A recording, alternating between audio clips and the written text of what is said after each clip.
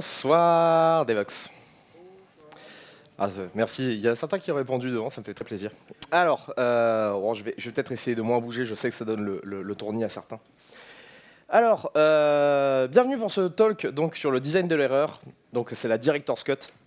Je pense que c'est la version finale, j'espère en tout cas. Et alors du coup, je suis désolé, on a eu un débat il n'y a pas longtemps avec certaines personnes. Les slides sont tous en anglais, je suis désolé. Mais bon, vous inquiétez pas, il y a beaucoup d'images. Donc tout devrait bien se passer.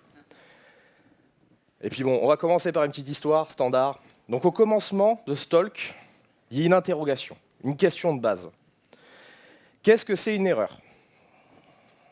Alors c'est très con dit comme ça, parce qu'en fait, instinctivement, on a une réponse. Sauf que, en fait, est-ce que quelqu'un, à votre avis, est capable de donner une réponse qui est la même que celle que son voisin? Et quand j'ai eu cette analyse, en travaillant, tout ça, j'ai commencé à me poser la question en disant, en fait, réellement, théoriquement, parce que moi je suis quelqu'un qui aime bien essayer de regarder côté théorique, est-ce qu'il y a une définition formelle, quelque part, de qu'est-ce que c'est une erreur dans le monde de l'informatique? Alors, spoiler alert, il n'y en a pas, déjà. Déjà, quand vous cherchez erreur informatique, le premier truc que vous trouvez, ça s'appelle un bug. Bon, et puis moi, j'adore prendre des définitions Wikipédia parce que c'est connu, c'est la source universelle de l'information de l'univers. Donc, qu'est-ce que c'est un bug informatique selon Wikipédia? Donc, c'est un bug logiciel, c'est une erreur, un défaut, une défaillance ou un défaut, désolé pour la traduction, dans un programme ou un système informatique qui l'amène à produire un résultat incorrect ou inattendu ou à se comporter de manière inattendue. Beaucoup de fois défaut, beaucoup de fois inattendu, et surtout, moi quand je vois ça, je me pose une question, ok, très bien, mais en fait, quoi? Comment ça m'aide à gérer mes erreurs? Bon bah là j'ai commencé à me dire, allez c'est parti, c'est l'heure de la recherche Google. Et alors, croyez-moi pas, je suis allé jusqu'à la page 15 de Google. C'était un désert. Ah oui, je vous dirai pas ce que j'ai trouvé à partir de la page 10 en cherchant erreur informatique. Voilà. Essayez chez vous, à mon avis, vous pouvez voir des trucs très drôles. Page 10, de toute façon, c'est perdu. Non, parce que, en fait, la problématique que j'ai avec ça, c'est une erreur, on a tous instinctivement une réponse. Mais là, il y a quelque chose que je vais vous montrer qui est assez perturbant, c'est ça, c'est une erreur.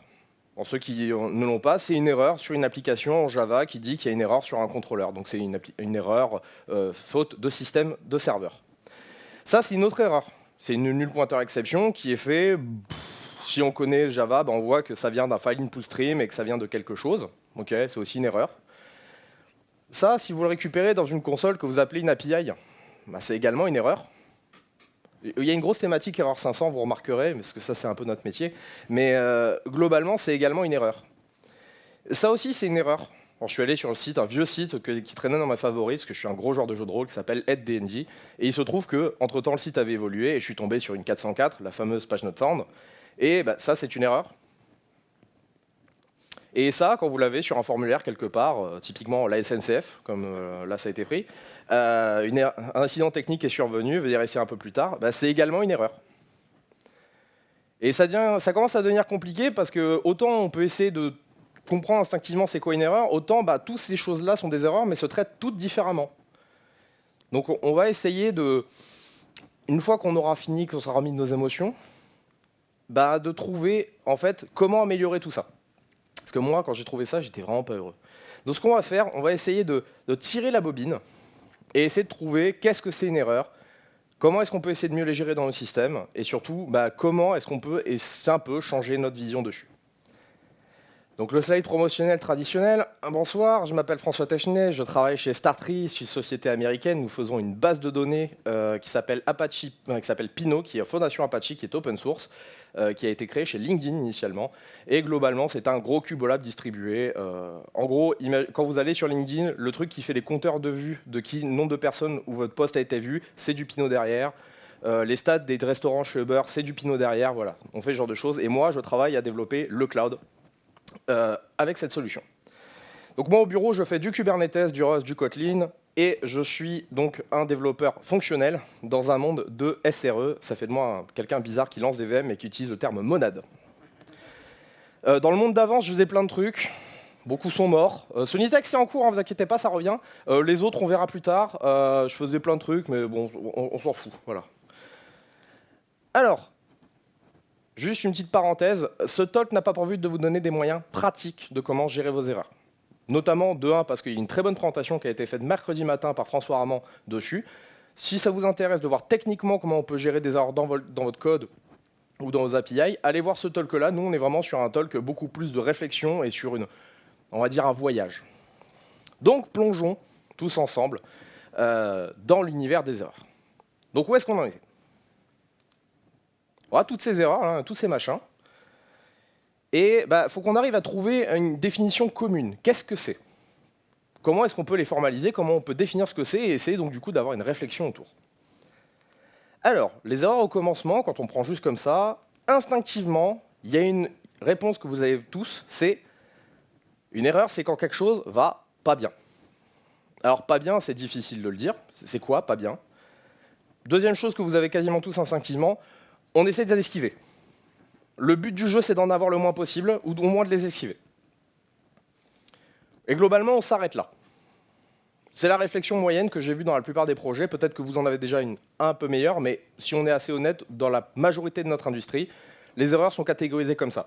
C'est un truc qui n'est pas bien, c'est un truc qu'on veut éviter. Sauf que, je sais pas vous, est-ce qu'il y a des gens qui font de l'opérationnel ici dans la salle? Ah, il y en a quelques-uns, enfin, pas beaucoup quand même. Moi, quand je suis passé à l'opérationnel, il y a un truc que je me suis rendu compte, c'est que mon boulot, j'avais plus l'impression que c'était jouer au démineur qu'autre chose. Parce que toutes les applis crashent, toutes les applis ont des erreurs, et c'est très très très difficile de se dire, ok, très bien, en vrai, on n'arrive pas à toutes les esquiver, et c'est normal.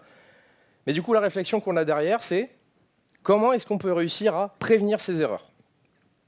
Le but du jeu, c'est pas uniquement de faire quelque chose quand il y a une erreur. Le but, ce serait quand même de se dire, on aimerait faire des logiciels qui crashent moins.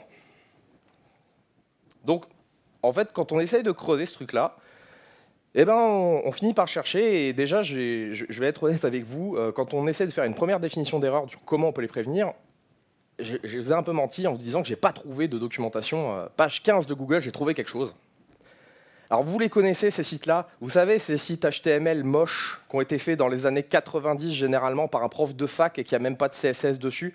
Quand vous ouvrez le code source, il y a encore marqué frame dedans. Voilà, ouais. Et donc j'ai trouvé une ressource comme ça qui parlait des erreurs et qui essaie de théoriser en définissant des types d'erreurs.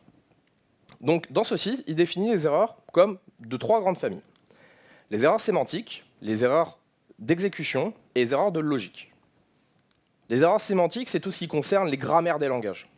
Donc je rappelle aussi qu'il y a aussi une partie, même si on a des langages très mainstream, il y a aussi beaucoup de langages alternatifs, donc il y a une vraie notion de grammaire dans les langages, etc. Mais si on a tendance à utiliser de plus en plus de langages interprétés. Tout ce qui est contrainte aussi, tout ce qui est typage, tout ça, ça rentre dans les erreurs sémantiques. Donc c'est vos erreurs de compile. Ça, on est tous d'accord qu'on sait à peu près bien les gérer. On a des super IDE, on a des langages serveurs pour nous aider là-dedans, pas de problème. Les erreurs de logique. Erreurs de logique, c'est assez instinctif, c'est bien évidemment quand vous codez quelque chose qui ne répond pas aux besoins. Que ce soit parce que vous êtes raté dans l'implémentation ou également parce qu'on vous a demandé de coder quelque chose qui ne répond pas aux besoins. Là, on a plein de choses, des tests, des systèmes de contraintes et de typage quand on est un peu plus fonctionnaliste, de la logique business, des tests BDD, des tests QA, voilà. Et après, on a tout ce qui est erreur on time. Donc là, c'est pas compliqué, c'est tous les cas d'erreurs qui sont en dehors du modèle qu'on a défini. C'est-à-dire tout ce qu'on n'avait pas prévu de modéliser dans notre code. Globalement, on peut les généraliser comme ça en disant toutes les erreurs que vous avez prévenues deviennent des erreurs de business, parce que vous les avez prévues, vous les avez notées, vous avez défini ce que c'était. Tout ce qui peut arriver qui est en dehors de ce scope comme erreur ou défaut, ce sont des erreurs de runtime, des erreurs d'exécution. Bon, pour ça, on a plein de langages qui nous fournissent des features, on a des librairies d'aide utilitaires pour gérer ce genre de choses, tout ça, etc. Et voilà ce que nous disait ce site. Nous avons nos erreurs définies en 3 grandes catégories. Alors, je sais pas vous, mais moi, j'étais content d'avoir trouvé quelque chose, mais je trouvais ça toujours un peu flou, en vrai. Comment ça m'aide à mieux catégoriser mes erreurs, à en éviter plus? Parce que, en fait, les erreurs, quand on le prend sous cet angle, elles sont vraiment mises sur un axe extrêmement technique. En gros, on a des moyens de gérer les erreurs, mais comment est-ce qu'on fait pour éviter et les prévenir? Comment est-ce qu'on peut définir un peu mieux nos erreurs dans notre système? Et ça, j'ai vraiment rien trouvé dessus. Donc qu'est-ce que j'ai fait? J'ai dit on va faire de la recherche, et pour ça on va se baser sur ma propre expérience. Donc je suis désolé, c'est mon expérience qui va tenir, mais je ne peux pas anticiper que vous soyez tous là pour faire mon talk. Voilà. Donc voilà, c'est pas objectif, Ce sera mon expérience. Et on va faire un zoom out, on va partir du code, donc ce qu'on fait le plus souvent, en tout cas dans mon cas, et aller de plus en plus vers les utilisateurs. Donc, les erreurs du code ou de l'utilisateur, 50 nuances d'enfer. Alors, les erreurs dans le code, vous avez plein de manières de les gérer, et on n'est toujours pas d'accord entre nous en tant que développeurs. Et ça, c'est vraiment un truc qui est très fun. Parce que ça, c'est une gestion de retour d'erreur. Ça, vous connaissez si vous faites du Go la plupart du temps, ou si vous faites d'autres langages qui n'ont pas de système d'exception ou de système de passage par valeur. Globalement, c'est de dire, on va renvoyer des paires de valeurs qui vont définir soit un résultat, soit une erreur, et à chaque fois qu'on va exécuter quelque chose qui peut cracher, on va valider est-ce qu'il y a une erreur ou pas, et on va en faire quelque chose. Bon, un des trucs qui est un peu embêtant quand on fait ce genre de gestion d'erreur, c'est que la plupart du temps, on reforward l'erreur en disant « Allez, on va juste couper l'exécution ». Ça, c'est un débat technique, talk de François Armand, voilà. C'est pas grave, je ne juge pas. En fait, si, mais je... Voilà. Autre moyen de gérer les erreurs qu'on a souvent dans la plupart des langages, gestion par exception. En fait, on va faire du code. Notre code peut lancer une exception qui va couper l'exécution de notre programme jusqu'à ce qu'elle soit interceptée pour être traitée ou être relancée et elle-même recasser l'exécution de notre code. C'est une autre technique de gestion d'erreur. Alors après, il y a du typage avec ou pas, mais globalement, même en JS, vous avez des exceptions. Il n'y a pas de type vraiment utilisable, on va dire, par les développeurs en JS de base. Donc, vous avez cette notion d'exception quand même à l'exécution. Donc, on est vraiment sur du cassage de code. Et vous avez d'autres manières de faire, comme par exemple, celle que moi j'apprécie le plus, les erreurs comme des valeurs. Donc, on a plus dans la partie programmation fonctionnelle, etc., où on va essayer de les utiliser comme des données et de pouvoir travailler autour. Bon, ça, globalement, il y a d'autres manières de gérer les erreurs, mais on va dire que c'est les 3 plus grandes que j'ai connues moi dans ma carrière.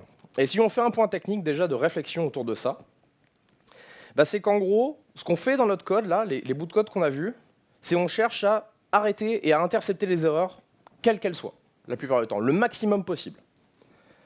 On essaye d'éviter globalement que notre code panique. C'est ça qu'on essaye de faire. Parce que dans la plupart des codes que je vous ai montrés, si vous avez fait attention, on n'en fait pas grand-chose de l'erreur. Globalement, on fait juste en sorte que ça évite de remonter à la source du programme et que ça le fasse cracher, qu'on soit obligé de le relancer. Mais si on est un peu honnête avec ce qu'on fait la plupart du temps, beaucoup d'erreurs sont complètement laissées sous le tapis, on l'intercepte, à la limite on met une petite log avec et on la relance. Et on voit aussi que la gestion d'erreurs, en fait, ça a un impact énorme sur la manière dont on travaille. Parce que la manière dont on interagit avec le code qui génère de l'erreur, ce qui est le cas dans la réalité, change la manière dont on programme. Et on voit donc que notre but, la plupart du temps, en tant que développeur, notre mindset, c'est un peu d'essayer de choper tout ce qui passe. Pour ceux de ma génération, globalement, on joue à Pokémon. Le but, c'est de faire un GoToCatchML, il n'y a pas de problème. Moi, je fais un catch, je throwable en Java, il n'y a pas de souci, j'intercepte tout, et après, je mets une belle log et je fais en sorte que ça ne crache pas. Alors, qu'est-ce que ça veut dire déjà à partir de ça? On veut essayer de faire en sorte, quand on veut faire une bonne gestion d'erreurs, qu'on ne cache aucune erreur. On ne veut pas les cacher. Typiquement, un des trucs qu'on voit le plus souvent maintenant qui revient, c'est la volonté d'enlever toutes les erreurs implicites qui sont cachées dans notre code. Comme par exemple, quelque chose qui appellerait une base de données et qui cracherait parce que la connectivité à la base de données plante. C'est quand même dommage qu'on n'ait rien pour nous dire qu'elle va arriver et de s'en servir et que ça fasse cracher notre programme. Pareil pour les erreurs réseau. Pareil sur tout ce qui est implicite. On est dans un monde de plus en plus distribué, microservices, toi-même tu sais. Donc du coup, on a cette problématique on a beaucoup d'implicite et d'architectural technique, et il faut qu'on fasse quelque chose pour faire en sorte de gérer ces erreurs et éviter que ça crache notre système. J'ai une tendance à préférer l'approche fonctionnaliste, mais je ne suis pas là pour dire uniquement mes opinions, donc je n'en parlerai pas, allez voir le talk de François là-dessus. Donc dans notre code, nous, approche GoToCatchML, notre but c'est de juste éviter que ça crache, la plupart du temps. Deuxième personne avec qui on va interagir au niveau des erreurs, celui-là il est très souvent oublié, c'est les opérationnels. Alors oui, je sais que pour la plupart des développeurs, les opérationnels, ça ressemble à ça. Je vais être très honnête, quand j'étais développeur avant de partir en opérationnel, il m'est très souvent arrivé de lancer du code un petit peu comme un bourrin en production, qu'il crache, et de me faire taper sur les doigts et de dire « Ah non, mais oh, je n'avais pas prévu le cas. » Bon.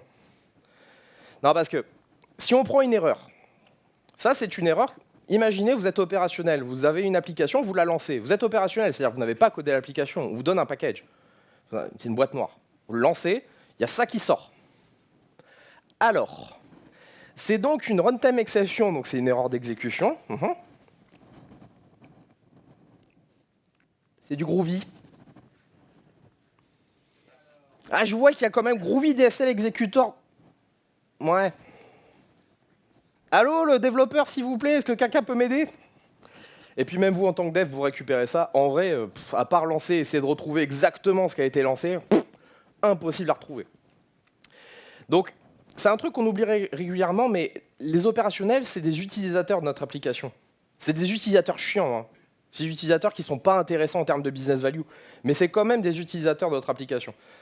Combien de soft vous lancez réellement sans savoir ce qu'il y a dedans? Et si jamais vous n'avez pas une erreur, une manière d'interagir avec les erreurs, donc les signaux que ça ne se passe pas bien clairs, bah c'est extrêmement perturbant. Et donc ce que ça veut dire, c'est que le contexte joue énormément dans la gestion des erreurs. Quand vous êtes extérieur à une application, que vous avez une interaction avec une erreur, globalement, ça vous dit quelque chose s'est mal passé. Si vous ne donnez pas de contexte à la personne qui est devant et qui va recevoir cette erreur, qui va recevoir ce signal, eh ben, il ne pourra rien faire. Que ce soit le SRE, que ce soit l'opérationnel, que ce soit le support, ça finira toujours par retomber sur la partie développement, et même un développeur ne pourra pas faire grand-chose. Si on reprend l'exemple que j'ai donné, ouais, il n'y a rien à faire avec ça, quoi. Donc, ce qu'il faut, c'est toujours faire ce genre de choses, finalement. Bon, là, j'ai pris un exemple en Kotlin, mais vous comprenez très bien ce que ça veut dire. Il faut donner du contexte autour d'une erreur. Et un contexte autour d'une erreur, ça peut être donné par du typage, ça peut être donné par de la log, ça peut être donné par des informations, mais surtout, c'est des informations qui ont un sens business, qui ont un sens qui permettent de retracer où est l'erreur et comment est-ce qu'on doit la traiter. Ça, c'est la partie la plus intéressante et la plus importante pour les opérationnels et celle qui fait souvent le plus cruellement défaut. Et en plus, quand c'est celle aux applications, à la limite, ça peut le faire, mais quand c'est des erreurs qui ne sont pas gérées, alors là, c'est sûr et 100% que vous tombez dans ce genre de cas d'erreur que vous avez avant. Et alors là, pour retrouver... Anecdote, dans une grande société d'investissement bancaire qui était une société géniale, j'ai eu un magnifique cas de production où j'ai passé 15 jours à essayer de comprendre ce qu'il y avait dedans, jusqu'à rentrer dans le driver Oracle pour finalement qu'on me dise que le cas n'était pas gérant et c'est le bug que je n'ai jamais résolu de ma carrière et il me hante. Donc forcément, à un moment, quand vous ne donnez pas de contexte, compliqué de savoir ce qui se passe dedans. Donc, erreur pour les opérationnels, l'important c'est de donner du feedback. Parce que c'est un signal, c'est un feedback que vous donnez à un utilisateur chiant, certes, mais c'est un feedback que vous lui donnez. Il faut aussi prendre conscience de la production. Si vous êtes développeur et que vous n'avez jamais fait de production, c'est quelque chose que moi je dis parce que je le pense, il faut prendre compte à la production. Si vous allez faire de la production un jour dans votre vie, vous allez voir à quel point les applications des fois crashent pour des mauvaises raisons. Qui connaît en prod son application qui a les logs normales de démarrage? Vous savez, ces fameuses logs qui, quand elles démarrent, c'est hey, « c'est normal, celle-là, elle est normale, t'inquiète pas ». Rendez compte à quel point c'est antinomique pour quelqu'un qui ne connaît pas l'application. Genre, vous lancez un truc, ça crache et on te dit « non, c'est normal, t'inquiète ». Et même, j'ai même eu un cas en prod une fois où quand l'exception, elle n'était pas là, c'est que ça crachait. Ouais, le SRE. Hein. Donc voilà, notre but, c'est arrêtons de cacher les problèmes, on remonte un peu comme le code, cachons pas les problèmes, donnons du contexte et prenons en compte notre production. Notre but, c'est de donner du feedback à nos opérationnels. Et surtout, il y a quelque chose qu'on oublie très régulièrement, qui pour moi est très important. L'opération, c'est pas quelque chose qu'on prend en compte, mais c'est quelque chose de vital. Si votre application ne tourne pas en prod, elle ne sert à rien. C'est très con de dire que ça comme ça, mais l'opérationnel dans une application, c'est ce qui fait qu'elle rapporte de la valeur. C'est même pas qu'elle soit adaptée, c'est même pas qu'elle génère du chiffre, qu'elle soit adaptée pour ses utilisateurs ou qu'elle soit cool.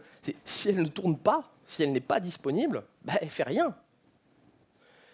Et comme vos opérationnels sont les utilisateurs de votre application, prenez-les en considération aussi, s'il vous plaît. Donc là, opérationnel, on y est. Remontons encore d'un cran. On a vu notre app, on est développeur, on a vu en tant qu'opérationnel sur une app. Maintenant, nous arrivons dans un monde magnifique, moderne, la distribution, donc les erreurs entre les applications. Et j'adore ce petit commit strip, donc je vais vous le lire. C'est allez, il y a quelqu'un qui nous dit que notre API va pas bien. Il y a un développeur qui arrive qui fait comment ça? Bah ouais, il y a une erreur bizarre dans les logs. Il n'y a pas d'erreur dans les logs du serveur. Tout a l'air de bien se passer. Le développeur regarde et dit ouais, j'étais sûr d'avoir fait de la gestion d'erreurs et avec des messages et tout. Regarde. Et effectivement, il montre et ça se passe bien. Il y a bien une HTTP 200, donc un message de protocole qui dit ça s'est bien passé, qui contient à l'intérieur un message qui dit en fait, il y a une erreur sur le serveur. Ah, et puis le message dit généralement content non found avec une 404. Bon, là encore, c'est assez clair. Généralement, c'est 500, internal server error. Ok.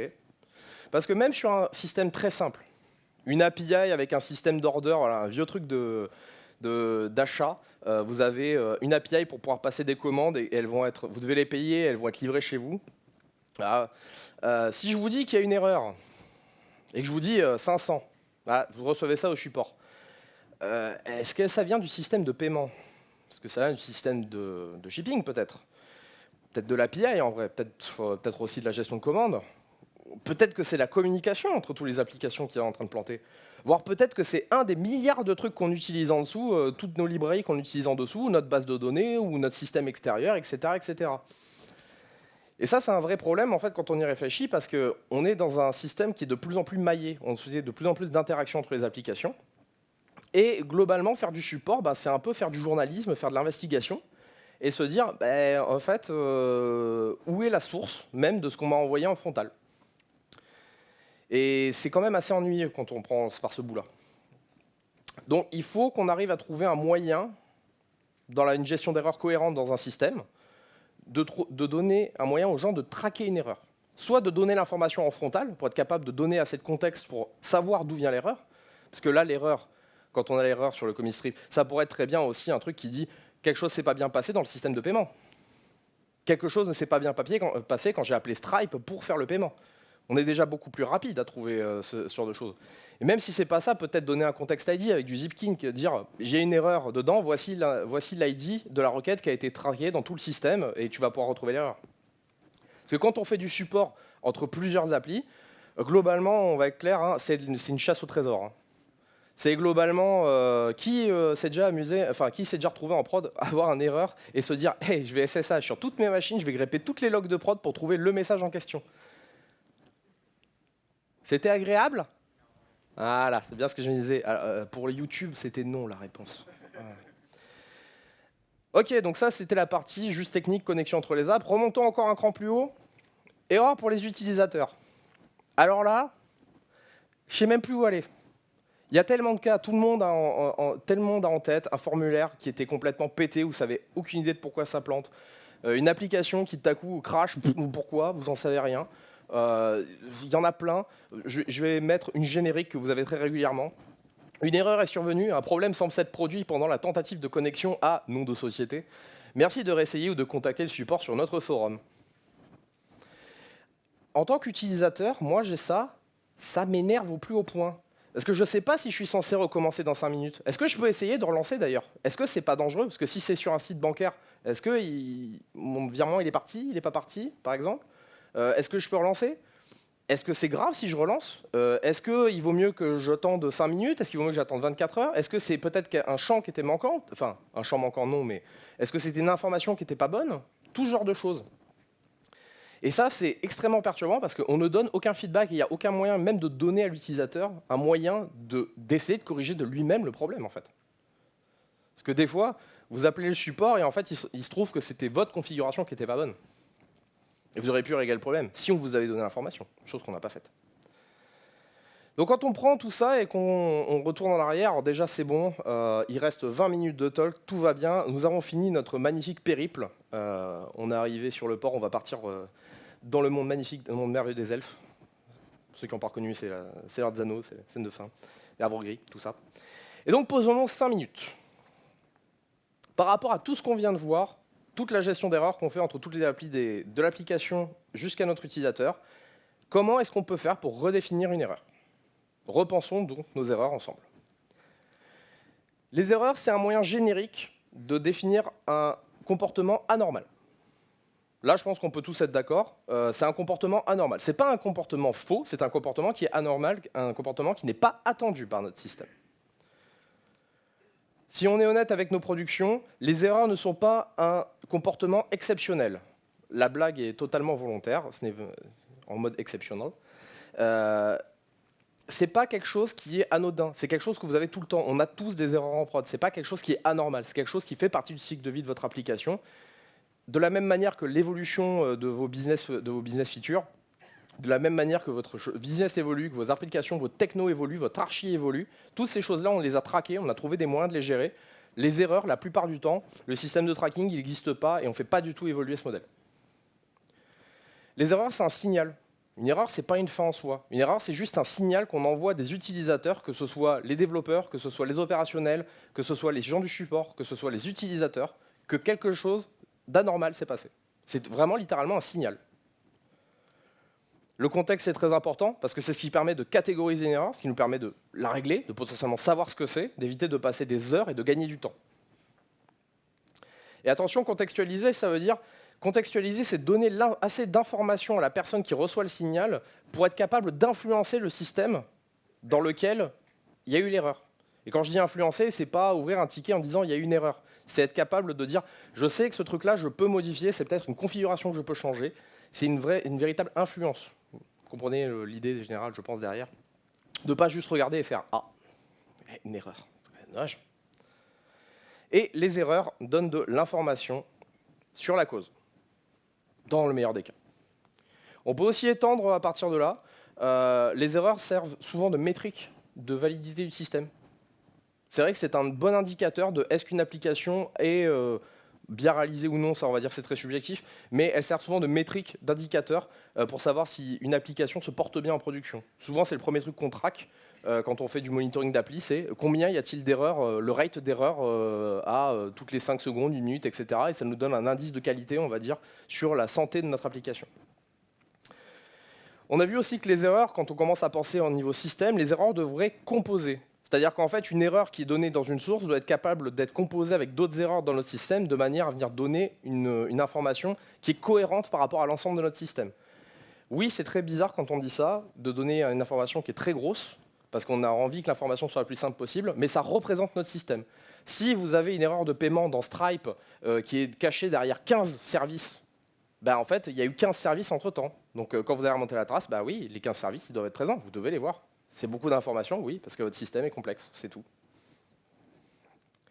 Et ça a aussi un impact énorme, alors sur lui, je ne vais pas trop en parler parce que ce n'est pas mon cœur de métier, mais clairement sur la développeur expérience de base, quand vous développez, la gestion des erreurs rentre directement dans comment vous interagissez avec une fonction. Vous n'interagissez pas avec la même fonction en Go qui ne vous donne pas de flag d'erreur que si vous utilisez une fonction qui vous fait une checked exception en Java que vous êtes obligé de traiter, que si vous avez quelque chose qui fait des fails silencieux. Je pense qu'on a tous connu, ceux qui ont fait du Java, ce moment où on lance un bout de code et puis d'un coup notre appli elle crash parce qu'il se trouve qu'au fin fond d'une lib, quelque part, quelque chose a pété une exception que personne ne nous a dit qu'elle existait. Quand on est en dev, on est content. Quand on est en prod, on est moins content. Donc il y a vraiment un impact au moins sur la DX. Et clairement, en fait, les erreurs, c'est quelque chose qu'il ne faut pas sous-estimer parce que c'est... Moi, j'ai vraiment eu l'impression longtemps que mon boulot, quand j'étais à l'opérationnel, c'était d'être démineur. C'était vraiment de passer ma vie à juste chercher quelles étaient les erreurs dans le système et comment est-ce qu'on pouvait les régler. Bon, je vous ai mis un chien cool. Mais c'est surtout, on va prendre 2 secondes là. On a refait notre définition d'erreur, c'est cool. Donc déjà, j'espère qu'à minima, vous avez une meilleure vision de ce que ça peut être une erreur, en tout cas pour moi. Donc c'est beaucoup plus complexe, on le voit, que ce qu'on avait à la base. Mais j'ai envie de prendre ces 15 minutes restantes pour essayer d'aller plus loin. C'est quoi le vrai problème qu'on a avec les erreurs, même si on les définit comme ça? Je pense qu'il y en a un que vous avez assez vu souvent, peut-être même vous l'avez fait malheureusement, ou vous avez subi, c'est le syndrome de la patate chaude, j'appelle ça. Combien de fois on s'est pris une erreur dans la tronche et qu'on s'est dit « vous savez quoi, c'est pas grave, je vais la renvoyer direct ». Alors souvent, c'est parce que c'est quelque chose qu'on ne sait pas trop ce que c'est, mais alors il y a des fois où c'est même beaucoup plus vicieux. C'est ça pour l'avoir vécu aussi dans des grandes compagnies où effectivement vous avez des services qui ne sont pas gérés par les mêmes managers. Ah mince, il se trouve que là j'ai une erreur en frontale. Alors, on a du temps pour développer un truc cool et tout. Tu sais quoi, balance-la, c'est eux qui vont se la prendre et puis voilà. De toute façon c'est eux qui vont se faire appeler en premier, nous on aura du temps pour régler le problème entre-temps. C'est le syndrome de la patate chaude, vous avez une erreur et en fait vous la refilez et en fait au fur et à mesure de fil en aiguille, on se retrouve avec l'erreur 500 pour l'utilisateur qui est, en fait, on a une erreur, mais comme personne n'a donné l'info au fur et à mesure de qu'est-ce qui s'est passé, en fait, on est incapable de savoir ce qui s'est passé. C'est aussi ultra important pour connaître la qualité de santé de notre système. Vraiment, la gestion des erreurs, c'est ce qui nous permet de savoir est-ce que notre système se passe bien ou pas bien. Quand vous avez vraiment quasiment tous les systèmes qui crachent de manière inattendue, il y a quelque chose sur la santé de votre système. Là, actuellement, au bureau, on est en train de développer un cloud. Je ne sais pas si vous imaginez le nombre de choses qui peuvent crasher quand on essaye d'installer un Kubernetes automatisé des zookeepers, une base de données distribuée, les storage, les credentials, les machins. Enfin, le nombre d'erreurs qui peuvent se passer, c'est énorme. Actuellement, on a un rate d'erreurs complètement débile qu'on catch. Et surtout, la question, c'est combien est-ce qu'on en gère, combien est-ce qu'on a vraiment su gérer, qu'on a vraiment su traiter. Et ça, c'est vraiment un indicateur principal de notre santé. Alors nous, très particulièrement, parce qu'on fait de l'infra, mais je pense que c'est assez vrai pour beaucoup de systèmes. La quantité d'erreurs inconnues dans votre système vous donne généralement la qualité de santé globale. Parce que plus vous avez d'erreurs inconnues, plus il se trouve qu'il y a des choses que vous ne connaissez pas, vous ne maîtrisez pas dans votre système. Et au niveau développeur, vraiment, quand on a des erreurs inconnues qui se passent, moi je suis désolé, je me sens toujours comme ça. Hein. J'ai aucune idée de ce qui se passe et ça me fait pas du tout plaisir. Donc est-ce qu'on peut faire mieux? Est-ce qu'il n'y a pas une industrie, une autre manière de gérer les erreurs quelque part dans le monde dont on pourrait s'inspirer pour venir gérer les erreurs? Et moi, il y en a une qui me plaît beaucoup, parce qu'en plus d'être un gros nerd, je suis aussi un gros joueur de jeux vidéo. C'est l'exemple qui a été donné par les développeurs du studio, alors je crois que c'est Moonshell, non, Motion Cell, qui sont à Bordeaux et qui ont fait le jeu Dead Cell. Qui a été une grande réussite critique quand il est sorti, extrêmement acclamé, et ils ont fait un talk de fin, keynote de fermeture de BDX.io 2018. Et en fait, ce qu'ils montraient, c'était en quoi un jeu c'est rigolo, et ils avaient cet exemple que je trouve vraiment génial. Là, voici un exemple de platforming avec le personnage, donc vous voyez, c'est fluide, ça se déplace, c'est très agréable. Et en fait, il a montré ce que c'est quand ils ont enlevé toutes les aides pour la gestion du platforming. C'est exactement la même séquence qui va être faite, mais sans les aides internes faites par le logiciel. Dans le jeu. Donc voilà, là on a le personnage qui démarre. Ah, il est bloqué. Il est encore bloqué. Ah, là le saut il n'était pas bon. Voilà. Hop. Non, ça passe pas. Ok, il faut aller à gauche. Très bien. Non, là il est un peu trop court. Voilà. Là, faut double saut parce que sinon ça marche pas. Et pouf. Alors c'est très bête en fait, mais chaque chose en fait c'est exactement, ils ont repris le même input. Et pourtant, on voit qu'on a des choses complètement différentes parce qu'en fait, il se trouve qu'il y a des aides qui sont automatiquement gérées par le système. C'est-à-dire que c'est une erreur faite par le joueur. Il a rentré quelque chose de pas bon. L'input n'est pas bon. De la même manière qu'un formulaire n'est pas bon, qu'une demande de virement n'est pas bonne. Mais par contre, le système a changé des choses qui ne sont pas graves et a automatisé de la correction d'erreurs pour le joueur. Là, on a un bon exemple sur le double saut de fin. Je ne sais pas si vous l'avez vu, mais regardez bien l'input. Vous voyez que là, l'input est OK. Et en fait, il n'est pas dedans, à quelques pixels près. Et en fait, ce que fait le soft, c'est il dit tu sais quoi, en fait, tu es à 5 pixels du bord, laisse-moi te téléporter. Parce qu'en fait, je préfère que parce que c'est important que tu prennes du plaisir à jouer et que c'est pas grave que là, tu arrives à passer. Donc en fait, je vais juste te téléporter 5 pixels, tu vas même pas le voir, mais toi, ça va vraiment améliorer ta gestion. Et qu'est-ce que ça veut dire en fait quand on part à partir de ce truc-là? C'est que les erreurs qui sont recoverables parce qu'on s'est rendu compte qu'on pouvait les corriger automatiquement pour l'utilisateur, en fait, elles sont gérées dans ce cas-là. Et si on étend un peu plus avec la gestion des jeux vidéo, je ne sais pas s'il y a des gens, si vous êtes beaucoup à jouer et à avoir entendu ce discours que je trouve extrêmement débile, de les jeux, ils étaient plus durs avant. Alors vraiment, avant, quand on était un joueur, on avait des jeux, vraiment, ils étaient durs. Et là, vous avez des exemples. Alors ça, vous avez Dragon's Lair à droite et E.T. qui sont des jeux connus comme étant des jeux extrêmement pourris, mais notamment extrêmement durs. Et à côté, des jeux reconnus comme très durs, modernes. Et en fait, la difficulté, elle n'est pas franchement plus dure dans Dragon's Lair et dans E.T. que dans Celeste et dans Dark Souls. Mais par contre, il y a une grosse différence profonde. C'est que dans les jeux comme modernes, comme Celeste et Dark Souls, la difficulté était un choix de game design. C'est un choix des développeurs qui ont fait vraiment ce choix inhérent de dire oui, ça va être punitif, oui, ça va être dur, mais c'est parce que c'est ce qu'on a voulu. On a voulu créer une émotion de frustration chez le joueur, lui donner envie de se challenger, et c'est fait comme ça. Ce qui pose problème dans les jeux de droite, c'est pas vraiment qu'ils sont durs, c'est qu'ils sont durs parce qu'en fait, ils pardonnent aucune erreur. Et quand il dit il pardonne aucune erreur, c'est vraiment il pardonne aucune erreur. Et ça, c'est juste pas agréable. Donc nous, est-ce qu'on pourrait pas se dire, est-ce qu'on pourrait pas modéliser les choses comme ça? Et donc vient la question de la place de l'erreur dans le design. Alors design, que ce soit du design d'application, aussi bien pour les designers, que du design technique, de comment est-ce qu'on design nos applications, nous en tant que développeurs. Et il y a un truc qui me fait beaucoup marrer, c'est le parallèle entre UI et UX. Genre, on dit souvent que l'UI, c'est pas l'UX, etc.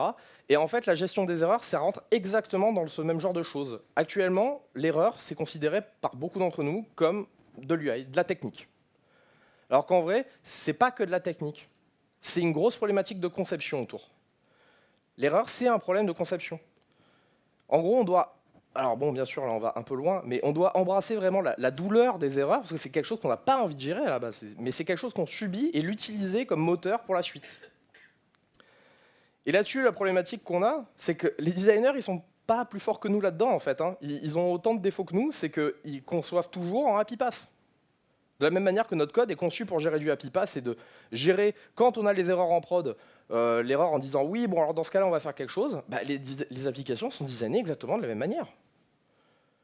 Qui va vraiment arriver en vous disant notre application elle va faire ça et quand ça se passe pas bien, on va faire ça, etc. Donc, bien sûr qu'on ne peut pas tout prévoir, c'est impossible. Mais par contre, il y a quelque chose qu'on peut faire, c'est arrêter de concevoir des applications comme si on était dans un monde parfait. On n'est pas dans un monde parfait, on le sait bien. Tous ceux qui ont fait de la prod au moins une fois dans leur vie savent que ça va cracher en production, qu'on ne peut pas contrôler le monde autour de nous. On ne peut pas modéliser la totalité du monde, c'est un monde trop ouvert. Du coup, il faut arrêter de concevoir le système dans un monde parfait. Les applications en production, elles crachent. Des fois pour des raisons qu'on ne connaît pas. Et clairement, le monde n'est pas un endroit parfait. Il y aura forcément quelque chose qui ne va pas bien se passer, que ce soit votre accès technique sur le disque, un accès réseau, quelque chose que vous avez oublié dans votre code, un cas business qu'on ne vous a pas donné. Un exemple que j'aime bien donner avec ça, c'est qui a déjà mis en place un circuit breaker dans son application? Vous voyez, ce fameux truc qui dit que quand on a une erreur, quand on appelle un service distant, on va pouvoir éviter que ça crache devant nous et en faire quelque chose. Moi, en tant que développeur, ce qui m'a toujours fasciné, c'est j'appelle une API en disant je veux récupérer, je sais pas, la liste des parfums de glace disponibles dans l'application. Si le service ne répond pas et que je veux éviter de cracher, je renvoie quoi? Genre vraiment, je peux renvoyer une liste vide, mais est-ce qu'une liste vide a un sens au niveau business? Parce que souvent, ça n'en a pas. Et on n'a pas ce cas-là, en fait, d'un point de vue conception, il n'y est jamais. On est obligé, nous, d'improviser en tant que développeur, donc on met une donnée technique et ben, on finit par retomber dans une gestion d'erreurs qui va être cachée un peu plus loin. Donc c'est un vrai problème. On ne design pas nos applications en tant que workflow avec les cas d'erreur en tête. Et il faudrait qu'on le fasse. Pas tous les cas d'erreur, c'est sûr et certain, on ne pourra pas modéliser tout le monde. Mais ceux qui sont intéressants et qui pourraient apporter de la valeur, ça pourrait être cool quand même. En gros, moi je dis qu'on a des feedback loops actuellement qui sont très automatisés, qui marchent très bien sur les erreurs de compilation via nos IDE, via nos linters, via nos tests automatisés. Les erreurs de logique aussi via tous les tests automatisés qu'on peut faire, de la QA, des tests end-to-end, tout ça. Bah, peut-être qu'on pourrait aussi essayer d'avoir une feedback loop efficiente par rapport aux erreurs de prod. Parce que en vrai, c'est assez rare les cas où les erreurs de prod servent de base pour implémenter une feature ou changer l'application. Ça va arriver assez régulièrement quand vous avez quelque chose qui plante, généralement tous les jours, ou plusieurs fois par semaine, ou sur un process très critique, là oui. Par contre, on rigole avec ça, mais les applications normales au démarrage, enfin, je veux dire, sémantiquement c'est complètement faux, mais comme elles sont normales et qu'elles ne cassent pas le problème, jamais personne ne lancera une feature pour que ça marche et fixer le problème. Alors que c'est une erreur au démarrage. Enfin, je veux dire, l'appli, elle n'a même pas commencé à faire un truc pour le client, elle crache déjà, elle a un problème. Ah, c'est un truc de fou en vrai. Je pense qu'il faudrait qu'on manage nos erreurs au lieu de juste les découvrir. Ça, c'est quelque chose qui est très important, c'est actuellement, j'ai l'impression qu'on passe notre vie à découvrir des erreurs, alors qu'on pourrait les manager. On pourrait réfléchir en amont un peu plus. On n'aurait pas tout, mais au moins on peut y réfléchir.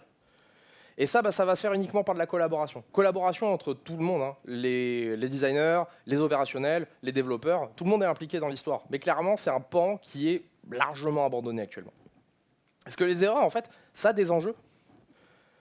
Ça a des enjeux très forts parce qu'en fait, actuellement, on catch des erreurs, on les intercepte, mais on ne les gère pas. Assez rarement, en tout cas. Et donc, qu'est-ce qu'on fait en réaction à ça? Ben, on fait des grosses applis qui sont des bons gros tanks, qui catchent tout, qui interceptent tout et qui fait qu'on ne crachera pas.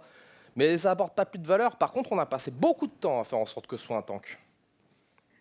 Et surtout, ben, c'est sûr et certain que comme se cracher, c'est pas une option, ça arrivera forcément, ben, en fait, autant qu'on arrête de se voiler la face et de se dire que c'est quelque chose qu'on va essayer d'esquiver au maximum, peut-être qu'on ferait bien de les gérer, et se dire qu'en fait, les erreurs dans nos systèmes, elles ont de la valeur.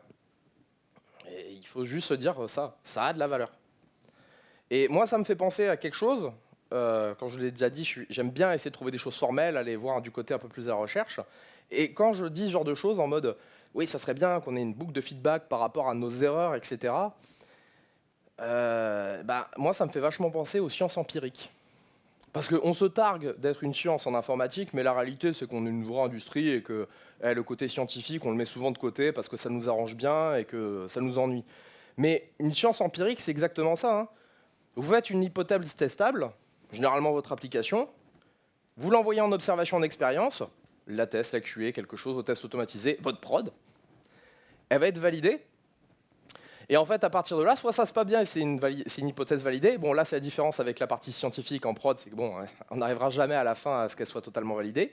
Mais dès qu'elle est rejetée, eh ben, vous remarquerez qu'on retourne sur les hypothèses testables. On ne revient pas à l'implémentation, on ne change pas juste le truc qui partait de l'hypothèse pour dire « Attends, je vais gérer le truc, ça ne va pas se voir ». On repart de l'hypothèse initiale. Est-ce que la feature, elle est comme il faut? Est-ce que vraiment la communication qu'on a mis en place entre ces deux applications, elle marche? Est-ce qu'il n'y a pas des cas qu'on aurait oubliés?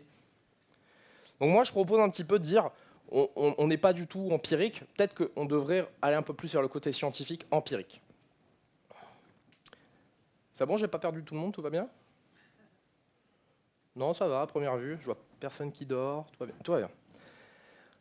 Bon, faisons une petite conclusion. J'espère que je ne vous ai pas trop ennuyé avec ma petite histoire. Je n'ai pas trop endormi, surtout. Alors, qu'est-ce que j'ai essayé de vous faire passer comme message dans ce talk? Les erreurs ne sont pas quelque chose d'exceptionnel.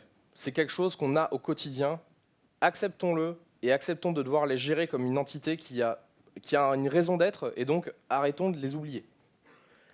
Les erreurs, si on récapitule globalement tout ce que j'ai mis dans la redéfinition, ce sont des signaux pour des utilisateurs. Que ce soit votre utilisateur final, mais également vous en tant que développeur, c'est un signal que vous donnez aux personnes qui viennent consommer votre code, de la même manière que c'est un signal que vous donnez à comment les gens vont interagir avec votre API, de la même manière que vous allez donner de l'information à vos opérationnels. Essayez d'apprendre de vos erreurs. Et apprendre de vos erreurs, c'est pas éviter d'apprendre par rapport à la prochaine fois où vous allez coder quelque chose. Essayez d'apprendre, est-ce qu'il y a moyen d'en faire quelque chose, de se dire, et est-ce que en vrai, là, en fait, j'ai envoyé un shipping, peut-être qu'en fait, au lieu de cracher parce que le créneau qui m'a demandé n'est pas disponible, peut-être qu'en fait, on pourrait en prendre un qui est juste après disponible et lui envoyer un mail et faire une feature pour qu'il puisse remodifier. En vrai, c'est peut-être pas la bonne solution, hein, je ne suis pas designer, mais c'est quand même pas mal. Ça serait peut-être mieux que de lui cracher au visage et lui dire hey, écoute, tu sais quoi, toute la commande elle est annulée parce qu'il se trouve que le créneau de mercredi 23 à 9h du matin, il n'est pas dispo. Parce que toute la partie paiement, elle est validée, toute la partie gestion de stock, elle est déjà validée, c'est quand même dommage. Essayez d'intégrer au maximum dans vos designs et de challenger les designs qui nous sont fournis en rajoutant la gestion d'erreurs. Il y en a plein qu'on peut voir régulièrement. Vous faites un appel à un système extérieur. OK, qu'est-ce qui se passe quand ça ne répond pas? Qu'est-ce qui se passe quand le système ne répond pas? Qu'est-ce qui se passe quand il me craque une erreur? Est-ce que si jamais il me donne cette information-là particulièrement, est-ce que je peux en faire quelque chose? Essayons de changer ce mindset qu'on a autour de nos erreurs, qui est vraiment quelque chose, je sais pas, de sale, on va dire. On ne veut pas aller dedans. Notre but, c'est de ne pas y toucher. Alors qu'en fait, finalement, c'est une bonne partie de notre boulot de gérer des erreurs. Moi, j'aimerais qu'on essaye de reconcevoir les erreurs en se disant, en fait, les erreurs, c'est un truc qui a de la valeur. Et je vais finir avec cette citation qui vient d'un bouquin du X, qui est Design of Everyday Things de Don Norman, qui dit qu'en gros, il est relativement facile de concevoir des choses qui fonctionnent de manière fluide et harmonieuse, tant que les choses se passent bien. C'est là qu'une bonne conception est essentielle. Les concepteurs doivent concentrer leur attention sur les cas où les choses tournent mal, pas seulement sur les moments où les choses fonctionnent comme prévu. Je vous remercie beaucoup. Si vous avez des questions, je serai dans les couloirs. Et voilà.